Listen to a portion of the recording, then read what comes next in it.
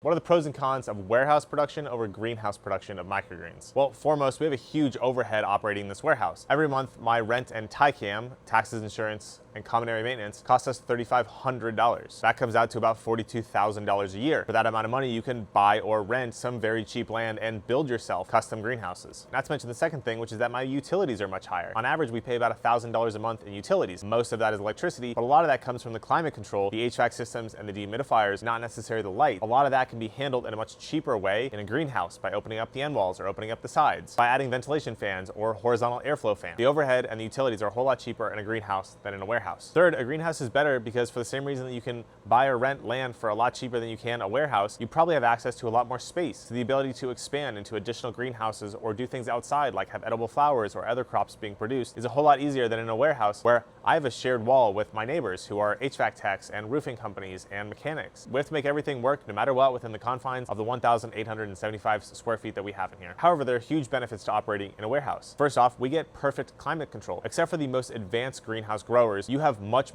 more control over your climate in a warehouse than in a greenhouse. It's going to be very hard to grow perfect cilantro in the summer and perfect basil in the winter. We have proximity to market. Yes, we're paying more for our overhead, but warehouses are generally closer to the city center, which makes it easier for us to access customers for both soliciting and fulfillment. That makes our ongoing operating expenses in that regard a whole lot smaller. It also puts us generally in closer proximity to our employees, which means it's easier for them to get to work. If we were way out in the countryside, it'd be a lot harder to attract talent.